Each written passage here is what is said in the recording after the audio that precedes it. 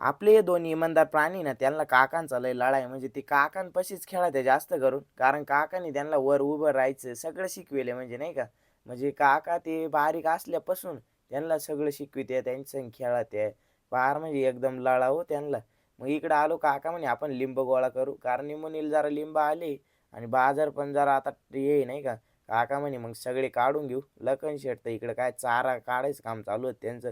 त्याला म्हणलं चालू दे चल मी पण इकडं आम्ही पण आहे ना लिंब काढतो. मग घुसलो लिंबनी खाली.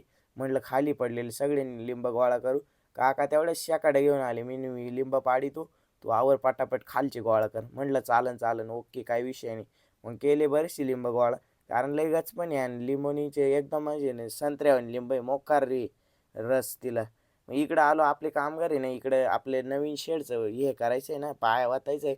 त्याचे कॉलम ओतू राहिले म्हणजे अशी भक्कम शेड बनवायची ना का बाबा किती वारं येऊन